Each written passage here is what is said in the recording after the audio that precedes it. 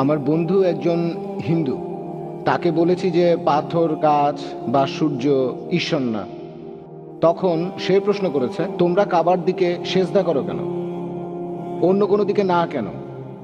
ভাই প্রশ্ন করলেন যে এক কথায় ইসলাম ধর্মে যদি মূর্তি পূজা নিষিদ্ধ হয়, পাথর, মূর্তি ইত্যাদিকে পূজা করা, তাহলে মুসলিমরা কাবাকে সেজদা করে কেন? আমরা কি কাবাকে পূজা করি অথবা কাবার দিকে কেন? আমরা কি কাবার উপাসনা করি? এই প্রশ্নের উত্তরে বলবেন, এটা খুব কমন প্রশ্ন, যে মুসলিমরা কখনো কাবাকে পূজা করে না। কাবা হলো আমাদের কিবলা, আমাদের ইবাদতের দিক।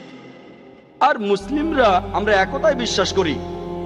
যখন আমরা নামাজ আদায় করি, পবিত্র কোরআন বলছে সূরা বাকারার 144 নম্বর আয়াতে উল্লেখ করা হয়েছে যে তোমরা যেখানেই থাকো কাবার দিকে মুখ ফিরিয়ে সেজদা করো, সেটাই আমাদের কিবলা।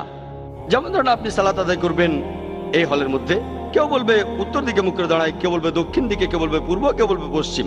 আর একতার জন্য আমরা পুরো পৃথিবীর মুসলিম, আমরা সবাই একদিকে সেজদা করি, সেটাই আমাদের কিবলা অর্থাৎ কাবা।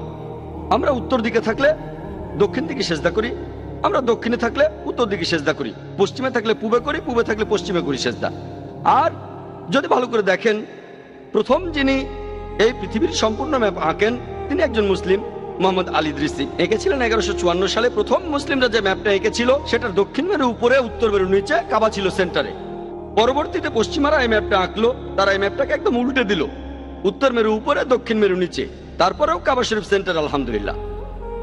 এছাড়াও যখন আমরা হজে যাই বা উমরা, যখন আমরা মক্কা যাই, আমরা তাওয়াফ করি, আমরা কাবার চারপাশে প্রদক্ষিণ করি কারণ আল্লাহ তাআলা ও নবীজি সাল্লাল্লাহু আলাইহি ওয়াসাল্লাম আমাদের সেরকমই নির্দেশ দিয়েছেন।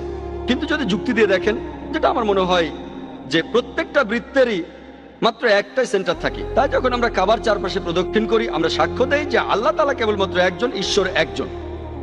আর ইসলাম ধর্মের দ্বিতীয় খলিফা হযরত ওমর রাদিয়াল্লাহু আনহু বলেছেন, এটা আছে সহিহ বুখারীতে দ্বিতীয় খণ্ডের বুক অফ হজ 56 নম্বর অধ্যায়ের 675 নম্বর হাদিস। হযরত ওমর রাদিয়াল্লাহু আনহু তিনি বলেছেন যে এই কালো পাথরকে চুমু দিচ্ছি কারণ নবীজিকে এই পাথর চুমু দিতে দেখেছি, তা না হলে এই কালো পাথর আমার কোনো উপকার করতে পারবে না, কোনো ক্ষতিও করতে পারবে না। তাই এই কথাটা যে কালো পাথর আমার উপকার করতে পারবে না, কোনো ক্ষতিও করতে পারবে না, এতেই প্রমাণিত হয় যে মুসলিমরা কখনোই কাবাকে পূজা করে না। এছাড়াও আমি এখানে আরেকটা যুক্তি দেখাতে পারি যে আমাদের প্রিয় নবীজির সময়ে তার সাহাবীগণ, অনেক সাহাবী ছিলেন যারা কাবার উপরে দাঁড়িয়ে আজান দিয়েছিলেন, নামাজের জন্য আহ্বান করেছিলেন। কোন মূর্তি পূজারী তার পূজনীয় মূর্তির উপর এভাবে দাঁড়াবে? এতেই প্রমাণিত হয় যে মুসলিমরা আমরা কাবাকে পূজা করি না, এটা একতার জন্য, কিবলার জন্য যখন আমরা নামাজ আদায় করি। আশা করি উত্তরটা পেয়েছেন। আমার বন্ধু একজন হিন্দু। তাকে বলেছি যে পাথর, গাছ বা সূর্য